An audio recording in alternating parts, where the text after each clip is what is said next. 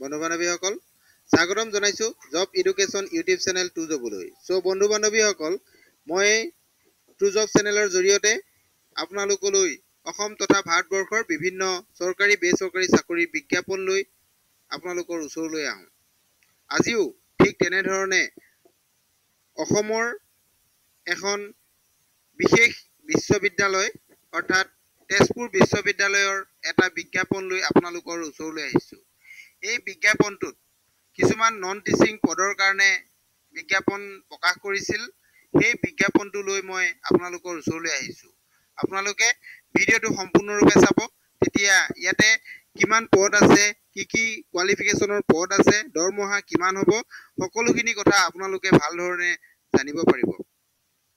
বন্ধু বান্ধৱীসকল, মই আপোনালোকলৈ এনেধৰণৰ গুৰুত্বপূৰ্ণ বিজ্ঞাপন লৈ আহি থাকিম আপোনালোকৰ যদি সঁহাৰি পাওঁ।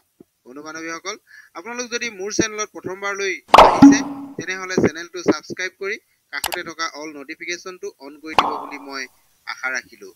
আহকচোন আমি এতিয়া আজিৰ ভিডিঅ'টো আৰম্ভ কৰোঁ।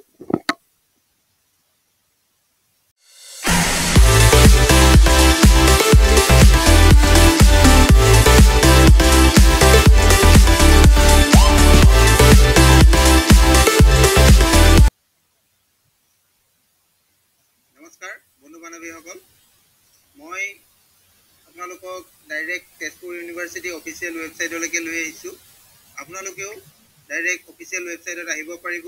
মোৰ ভিডিঅ' ডেছক্ৰিপশ্যনত ইয়াৰ লিংকটো আপোনালোকে পাব। তাৰ পৰা ডাইৰেক্ট আপোনালোকে তেজপুৰ ইউনিভাৰ্চিটি অফিচিয়েল ৱেবছাইটত আহিব পাৰিব। ইয়াৰ অহাৰ পাছতে আপোনালোকে ইয়াতে ছাইডত ৰাইট ছাইডে দেখিব নিউজ এণ্ড নটিফিকেশ্যন দেখা পাইছে। ইয়াতে আপোনালোকৰ নতুন যিখিনি নটিফিকেশ্যন আছে সকলোখিনি আপোনালোকে ইয়াতে চাব পাৰিব। ইয়াতে যিটো নিউজ এণ্ড নটিফিকেশ্যন অপশ্যন আছে সেই অপশ্যনতে ক্লিক কৰিব। ইয়াতে ক্লিক কৰাৰ পাছত যিটো নিউ নটিফিকেশ্যন বৰ্ড হয় সেইখিনি আপোনালোকৰ ইয়াতে আহি যাব। অহাৰ পিছত আমাৰ ইয়াতে চাব লাগিব, ইয়াতে আপোনালোকৰ আহিব এডমিশ্যন, টেণ্ডাৰ, প্ৰজেক্ট জব আৰু ৰিক্ৰুইটমেণ্ট। আপোনালোকে প্ৰজেক্ট জবৰ কাৰণেও আপোনালোকে ইয়াত চাব পাৰে। প্ৰজেক্টৰ কি কি কিবা জব যদি আপোনালোকে বিচাৰে তেনেহ'লে ইয়াতে যাব লাগিব। যদি আপোনালোকে ডাইৰেক্ট ৰিক্ৰুইটমেণ্ট চাব বিচাৰে তেতিয়াহ'লে ৰিক্ৰুইটমেণ্ট অপশ্যনত আপোনালোকে ক্লিক কৰিব। মই ৰিক্ৰুইটমেণ্টত ক্লিক কৰিছোঁ।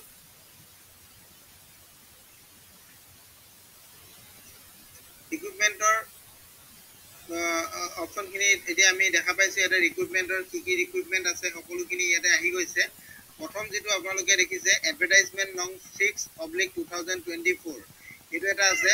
এই বিজ্ঞাপনটো কিহৰ কাৰণে প্ৰকাশ কৰিছে আপোনালোকে চাওক। ইয়াতে লিখা আছে application are invited from eligible candidate for the post of director. ইয়াত ডাইৰেক্টৰ পোষ্টৰ কাৰণে কৰা হৈছে। ইয়াতে কম্পিউটাৰ চেণ্টাৰৰ ইয়াতে চাইড ব্ৰেকেটত লিখা আছে computer centre on contractual basis. ইয়াতে কণ্টেক্সুৱেল বেচিছত এইটো এটা কম্পিউটাৰ চেণ্টাৰৰ ডাইৰেক্টৰ পদৰ কাৰণে ইয়াতে বিজ্ঞাপনটো প্ৰকাশ কৰিছে। এইটো যদি আপোনালোকে কি কি কোৱালিফিকেশ্যন লাগিব এইখিনি জানিব বিচাৰে তেতিয়াহ'লে ইয়াতে আপোনালোকে ক্লিক কৰিলে এইখিনি চাব পাৰিব। আৰু ইয়াৰে যিটো ডেট আছে ডেটটো ইয়াতে লিখা আছে 15 মাৰ্চ 2024 আৰু ইয়াৰে লাষ্ট ডেটটো আছে আপোনালোকৰ 30 এপ্ৰিল 2024। আৰু আজি আমি যিটো বিজ্ঞাপনৰ কাৰণে আলোচনা কৰিম সেইটো হৈছে আমাৰ এডভাৰটাইজমেণ্ট নং 5/2024। এই বিজ্ঞাপনটো আমি আজি আলোচনা কৰিম। ইয়াতে online application are invited for eligible candidate for the post of registrar and other non teaching position. ইয়াতে বিভিন্ন ধৰণৰ নন টিচিং পোষ্টৰ কাৰণে বিজ্ঞাপন প্ৰকাশ কৰিছে। এই বিজ্ঞাপনখিনি আমি যদি বিজ্ঞাপনটো চাব বিচাৰোঁ তেনেহ'লে আমি এই অপশ্যনত যাব লাগিব।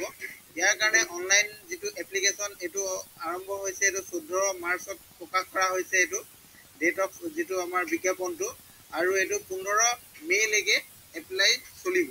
গতিকে আমি বিজ্ঞাপনটো চাওঁ আহক। আপোনালোকে ইয়াতে ক্লিক কৰক, মই ইয়াতে ক্লিক কৰিছোঁ।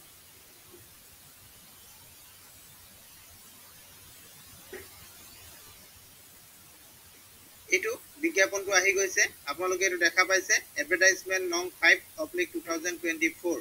গতিকে আমি এতিয়া বিজ্ঞাপনটো চাওঁ। এই বিজ্ঞাপনটোত কিমানটা পদ আছে আমি এইখিনি চাওঁ। বিজ্ঞাপনটো যিহেতু 14 মাৰ্চত প্ৰকাশ কৰা হৈছে এইটো আপোনালোকে দেখা পাইছেই। এতিয়া আমি ইয়াত কি পদ আছে প্ৰথমে পদকেইটাৰ বিষয়ে আমি জানি লওঁ আহক। ইয়াতে পদ আছে, আপোনালোকে ইয়াতে দেখা পাব যিখিনি পদ আছে মই দেখাই দিছোঁ। ৰেজিষ্টাৰ পদ আছে এটা, আৰু এটা হৈছে ইণ্টাৰনেল অডিট অফিচাৰ, এইটো এটা পদ আছে, ইয়াৰো এটা পদ। আৰু ডেপুটি ৰেজিষ্টাৰ, তাৰো এটা পদ আছে। এছিষ্টেণ্ট ৰেজিষ্টাৰ, তাৰো 4টা পদ আছে। আৰু এছিষ্টেণ্টৰ কাৰণে পদ আছে এটা, আৰু লাইব্ৰেৰী এছিষ্টেণ্ট তাৰ কাৰণে আছে এটা, আৰু আছে লেবৰেটৰী এছিষ্টেণ্টৰ আছে এটা পদ, জুনিয়ৰ একাউণ্টেণ্টৰ কাৰণে আছে 2টা পদ, আৰু আপাৰ ডিভিজন ক্লাৰ্কৰ কাৰণে আছে এটা পদ, লোৱাৰ ডিভিজন ক্লাৰ্কৰ কাৰণে আছে 6টা পদ, আৰু মাল্টিটাস্কিং ষ্টাফৰ কাৰণে আছে 5টা পদ। এইখিনি টোটেল পদ আছে। গতিকে আপোনালোকে এই পদখিনিৰ কাৰণে এপ্লাই কৰিব পাৰিব। ইয়াৰ দৰমহাবিলাকো আপোনালোকে এই টেবুলখনৰ যিটো 4 নম্বৰ যিটো কলম আছে তাতে আপোনালোকৰ দৰমহাখিনিৰ কথা উল্লেখ আছে। আৰু ইয়াতে বয়সটো কিমান লাগিব তাৰ পাছৰ কলমটোত আপোনালোকক দেখা পাইছে এইটো। আৰু ৰিজাৰ্ভেশ্যন যদি আছে তেতিয়াহ'লে আপোনালোকে লাষ্ট যিটো কলম আছে তাতে আপোনালোকে ৰিজাৰ্ভেশ্যন কলমটোত চাই ল'ব পাৰিব। আৰু ইয়াতে কোৱালিফিকেশ্যন কিমান লাগিব এইখিনি আপোনালোকে কিছু তললৈ যাব। তললৈ গ'লে আপোনালোকে প্ৰতিটোৰে কোৱালিফিকেশ্যনটো বেলেগ বেলেগ হয়। গতিকে আপোনালোকে প্ৰতিটোৰে বেলেগ বেলেগকৈ দিয়া আছে, আপোনালোকে চাই ল'ব পাৰিব। ৰেজিষ্টাৰৰ কাৰণে মই জেনেৰেল যিকেইটা হয় মই এইকেইটা কৈ দিছোঁ। ৰেজিষ্টাৰৰ কাৰণে আপোনালোকৰ মাষ্টাৰ ডিগ্ৰী লাগিব। আৰু যিটো ইণ্টাৰনেল অডিট অফিচাৰ আছে তাৰ কাৰণেও আপোনালোকৰ ইয়াতে লাগিব। ইয়াতে কি লাগিব মই চাই দিছোঁ। মই এইটো একাউণ্ট ছাৰ্ভিচ হ'ব লাগিব, আৰু অডিট এণ্ড একাউণ্ট ছাৰ্ভিচ আদাৰ similar organisation account service in central বা ষ্টেট গভৰ্ণমেণ্টৰ পৰা ল'ব লাগিব। আৰু নেক্সট 3 নম্বৰটো আছে ডেপুটি ৰেজিষ্টাৰ। ডেপুটি ৰেজিষ্টাৰৰ কাৰণে মাষ্টাৰ ডিগ্ৰী লাগিব। এছিষ্টেণ্ট ৰেজিষ্টাৰৰ কাৰণেও মাষ্টাৰ ডিগ্ৰী লাগিব। আৰু যিটো এছিষ্টেণ্ট আছে এছিষ্টেণ্টৰ কাৰণে এইটো বেচেলৰ ডিগ্ৰী লাগিব, অৰ্থাৎ আপোনালোকৰ গ্ৰেজুৱেশ্যন লাগিব। যিটো লেবৰেটৰী এছিষ্টেণ্ট আছে লেবৰেটৰী এছিষ্টেণ্টৰ কাৰণে বেচেলৰ ডিগ্ৰী লাগিব, এইটো ফিজিক্সৰ কাৰণে দিয়া হৈছে।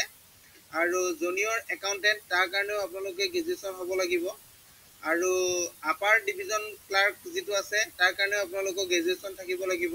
লোৱাৰ ডিভিজন ক্লাৰ্ক তাৰ কাৰণেও আপোনালোকৰ গ্ৰেজুৱেশ্যন লাগিব। আৰু যিটো মাল্টিটাস্কিং ষ্টাফ আছে 5টা, ইয়াৰ কাৰণে আপোনালোকৰ মেট্ৰিক পাছ হ'লেই, আৰু লগত মেট্ৰিক পাছৰ লগতে ITI পাছ আপোনালোকে হ'লে সেইটো পদৰ কাৰণে এপ্লাই কৰিব পাৰিব। এইখিনি পদে আছিলে আজি আমাৰ বিজ্ঞাপনটোত।